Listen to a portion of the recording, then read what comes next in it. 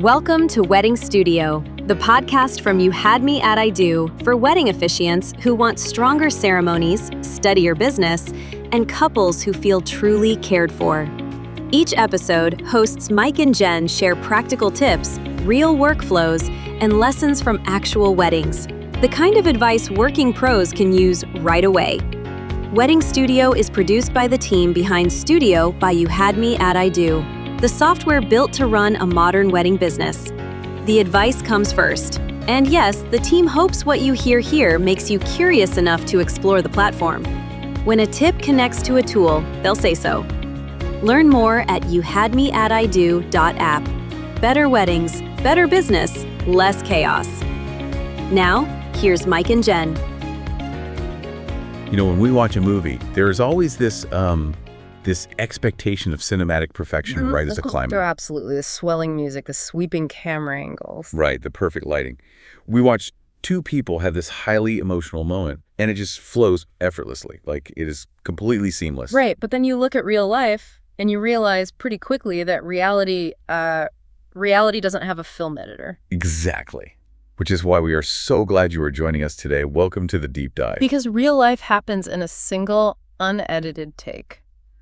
And, well, human beings under pressure are famously unpredictable. So unpredictable. And if you are listening to this, you likely appreciate understanding how things actually work behind the curtain. Today, our mission is to completely deconstruct the hidden mechanics of one of life's biggest, most emotional moments. Yeah, we are breaking down the final 60 seconds of a wedding ceremony. Specifically, we're looking at the pronouncement, the kiss, and that very first walk back down the aisle. And this specific minute of time is a fascinating study in human behavior, really, because it highlights a massive contradiction. It really does. I mean, in theory, this final 60 seconds should be the most electric, joyous, and seamless part of the entire day. Right. But in practice, it causes more mistakes than almost any other part of a wedding. It really is a minefield. Like, you see all these potential disasters, wrong wording, awkward photos. Inefficient accidentally talking over the applause. Yeah, or the couple just standing there like deer in headlights because the music started before they knew which way to walk. And that is exactly why we are analyzing this. Whether you have just been asked to officiate your best friend's wedding, or you are in the thick of planning your own. Or honestly, even if you just love understanding the visible choreography behind highly emotional human rituals. Right. This breakdown is a masterclass in how to stay calm and maintain structure when your adrenaline is absolutely spiking. Okay, let's unpack this. Let's bypass all the early stuff and drop right into the climax of the event. The peak moment. Right. The vows are done. The rings are finally on the fingers. The room falls into that very specific, heavy, expectant silence. Everyone in the room knows exactly what comes next. Right. But before anyone kisses, we have to navigate the tension between legal rigidity and peak human emotion. We have to talk about the pronouncement. Yes. And the core philosophy here is that this moment is not improv night. No, it is absolutely not the time to freestyle. Not at all. And there is a very deep structural reason for that. This is the exact moment where contract law collides directly with romance. Oh, I love that phrasing. Yeah. Contract law meets romance. It's true. Yeah. The pronouncement is the legal climax of the ceremony. From a structural standpoint, most states or provinces have high-level requirements to make the marriage legally binding. Right, so it's not just about the feelings. Exactly. It usually requires an authorized person, a clear declaration that the couple is now married, and critically, it often needs to be a present tense statement made before the kiss. See, I always think of it like an airline pilot going through the landing sequence. That's a good way to put it. Like, it doesn't matter how beautiful the sunset is outside the cockpit window. You do not ad-lib the deployment of the landing gear. You just follow the checklist. You secure the mechanics so the passengers can just enjoy the view. Exactly. But I have to push back a little here. Is it really that rigid? How do you mean? Well, what if a couple wants something super casual, like a barefoot beach wedding, where they don't want any of that stiff formal language? Yeah, that is a very common scenario. But it is important to separate the tone from the mechanics. The underlying mechanics must be sound, regardless of the vibe. So you can change the words, just not the function. Precisely. The wording doesn't have to be a stiff recitation of the municipal tax code. The goal is to check the legal box, but maintain the emotional tone. Right, that makes sense. But you have to build those options into the script well in advance. You want the couple making these tonal decisions on a random Tuesday over coffee, not under extreme adrenaline on the actual wedding day. So what does that actually sound like in practice? Because if I am standing up there and I know I have to make a present tense declaration, I might just freeze and sound like a robot. Well, there are several variants that work beautifully in the real world. You have your traditional wording, which still anchors many ceremonies. By the power vested in me, by the state of wherever, I now pronounce you husband and wife. Right. That is the classic movie standard. We have all heard it 1,000 times. Exactly. But then you have modern and inclusive alternatives that accomplish the exact same legal function. Like what? Things like, by the authority vested in me, I now pronounce you married. Or, it is my honor to pronounce you partners in life and in law. Oh, partners in life and in law. Okay, I can see how that strikes a balance. It acknowledges the legal reality without feeling antiquated. It does, right. Other couples want their names spoken explicitly right at the climax, like, I now pronounce you Alex and Jordan married. That's very direct. Yeah, and then some just want pure joy without the heavy legal jargon, something like, with great joy, I present you to each other as married. But wait. If there are all these great options, what is stopping an officiant from just combining them? Oh, you mean stacking them up? Yeah. If I'm officiating, and I really like the traditional wait, but I also love the partners in life phrasing, and I want to add their names, why not just put them all together to make it extra special? Because of the golden rule of the pronouncement. Pick one variant, just one. Wait, just one? Why? It seems like more would be better. Think about the psychology of the moment. The listeners, the guests, and the couple are waiting for a very specific release of tension. Right, the buildup is huge. Exactly. If you stack the traditional, the modern, and the joyful all into one giant, rambling, run-on sentence, you delay that release. You completely dilute the impact. Oh, I get it.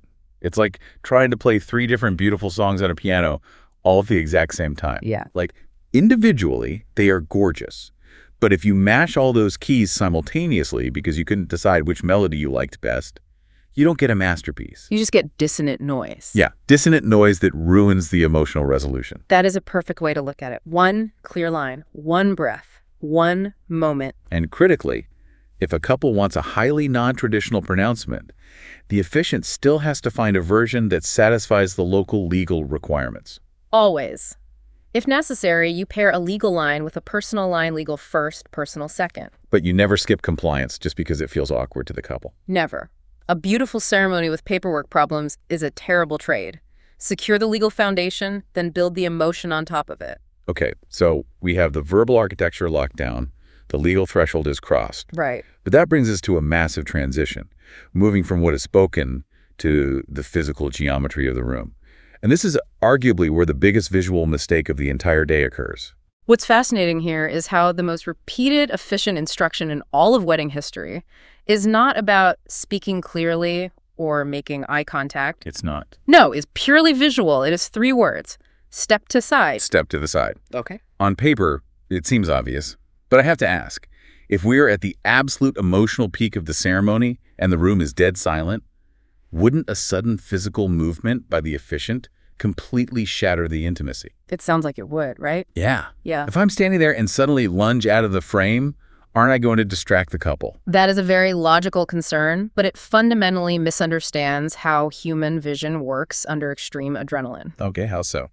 At that moment, the couple is experiencing profound tunnel vision. They are looking at each other, their heart rates are elevated, their peripheral vision literally narrows. Oh, wow. They are not going to notice you moving. And as for the guests, their attention is entirely hyper-focused on the couple. They do not notice a subtle shuffle by the officiant. Okay, but if no one notices in the moment, why is it so crucial to move at all? Because of the permanent visual record. Oh. The photos.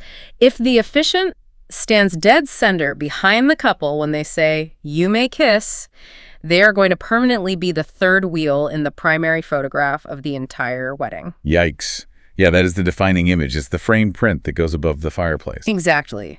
Guests in the seats might not notice the officiant hovering, but future grandchildren looking at that photograph absolutely will ask who that random person standing directly between their grandparents is. Oh, that makes total sense. Yeah. You are physically removing the authority figure so the couple can be established as a solitary unit for the first time. Beautifully said. Yes. So how do you actually execute this without it looking clumsy? You build it directly into the working script as a private, bolded instruction. Like a stage direction. Exactly like a stage direction.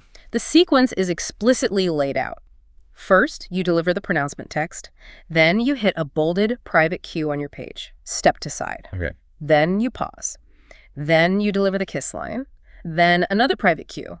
Allow applause. Notice the timing there. You move before the kiss line, not during the kiss. Exactly. If you try to scurry out of the frame while they are already embracing, you create motion in the background of the photograph. You draw the eye and create a distraction. Does it matter which way you step, left or right? Left or right doesn't matter. All that matters is clearing that center sight line.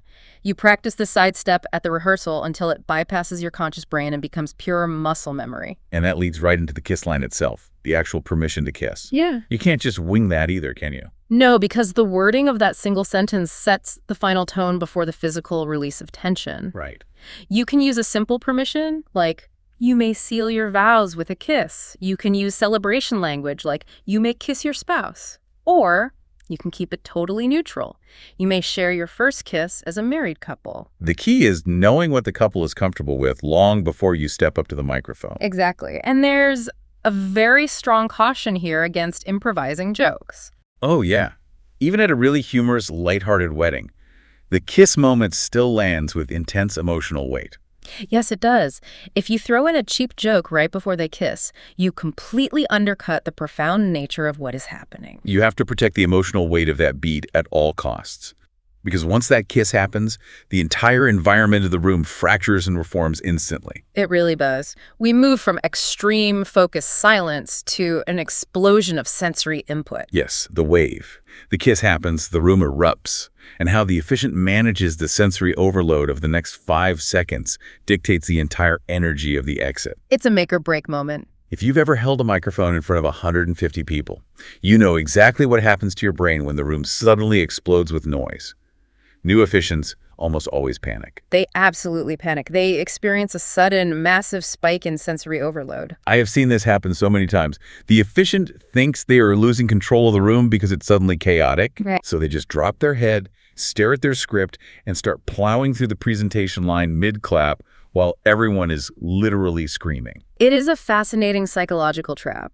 When you are the one holding the microphone, your brain equates silence with control. That makes so much sense. The moment the room gets loud, your fight or flight response interprets that noise as chaos, as a loss of authority, but you have to completely reframe that instinct. How do you do that? You have to realize the cheer is not an interruption. It is the entire point. Wow, yeah. The room is finally expressing the physical and emotional joy that has been building up inside them for the last 30 minutes. So mechanically, what is the instruction? How do you fight your own biology in that moment? You stand in it. You let the wave crash over you. You stand there for 2 full beats. You smile. You allow the couple to absorb the reality of the moment. And if you don't? If you let your panic take over and you start talking over the cheer, you are essentially rushing the couple through the absolute best part of their own day. And purely from an acoustic standpoint, the guests are going to miss the presentation line entirely. Yes, exactly. If they are clapping and cheering and you are speaking, they only hear muffled fragments coming through the PA system. Yeah. So you wait for the peak of the applause to soften. Not for total pin drop silence. You don't want to kill the energy, but you wait for that initial spike to roll off. Right. You make eye contact with the couple. Yeah. And then you deliver the presentation. And that presentation line needs to be engineered for maximum impact. Keep the energy very high, but keep the words incredibly short. Like what? It is my great joy to present to you for the first time, Mr. and Mrs. Chen. Or, family and friends, I present to you Alex and Jordan, married. This is where we need to talk about identity, because this feels so incredibly critical. You have to confirm the name order, the titles, or any hyphenations well in advance. Absolutely non-negotiable. Decisions about changing a last name or keeping a maiden name are deeply personal and sometimes quite complicated for a couple.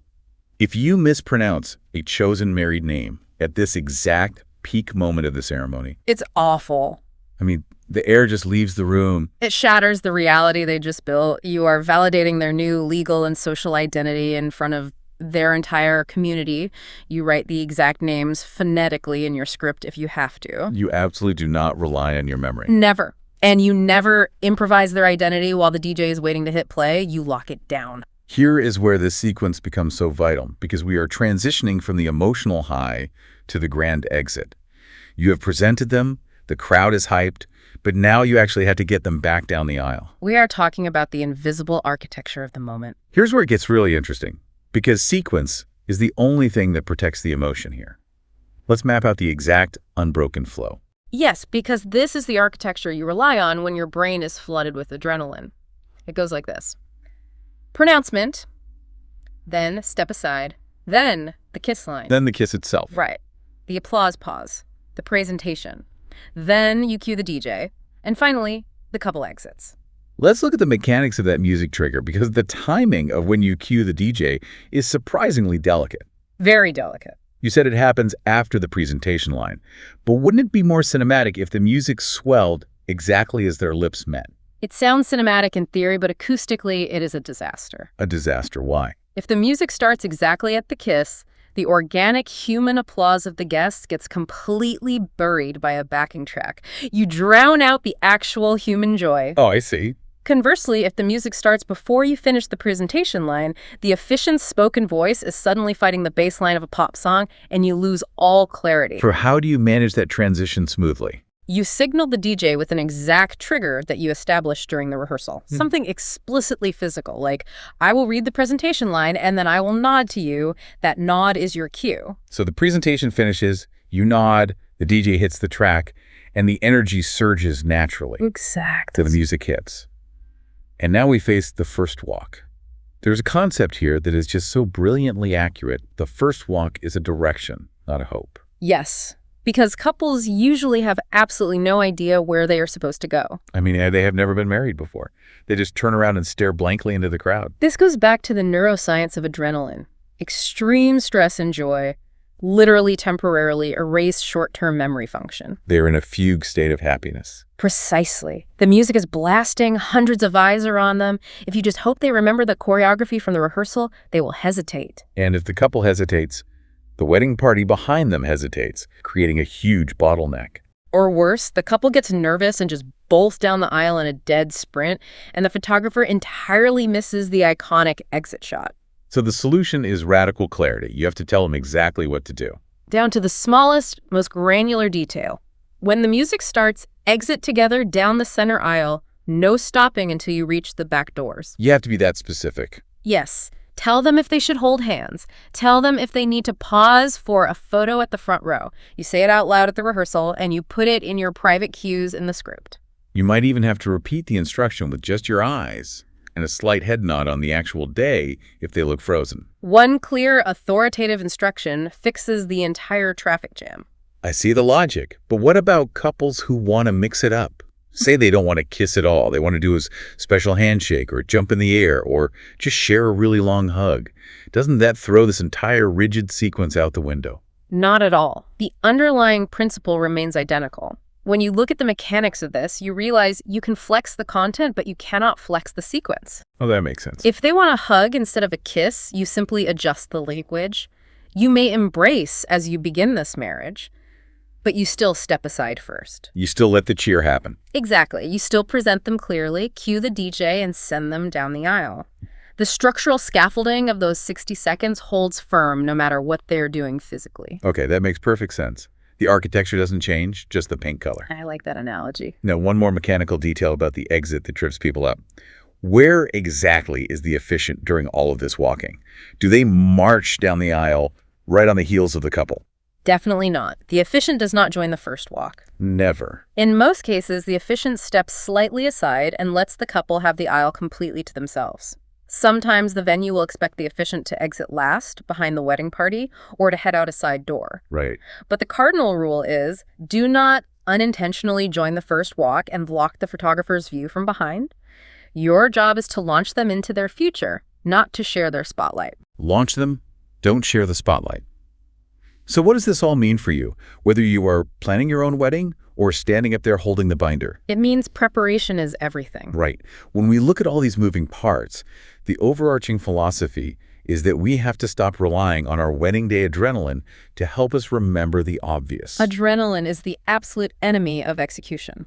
You have to treat this final 60-second block as a single, highly choreographed unit inside a physical script. And there are even specialized tools out there, like Studio by You Had Me at I Do, that are designed to keep these specific ceremony cues right in line with the spoken text. Because when those beats stepped aside, pause for applause, UDJs are visible, bolded, and strictly in order on your page, you completely remove the burden of memory from the equation. It allows you to actually be present in the moment, absorbing the joy of the day, rather than standing there internally panicking about what you're supposed to say next. Exactly. You secure the mechanics so everyone else can just feel the magic. And, looking at all these mechanics raises a really fascinating, almost philosophical question for us to take away today. I'm intrigued. What is it? We spend all this time obsessing over the exact physical choreography, where to stand, when to step aside, when to speak.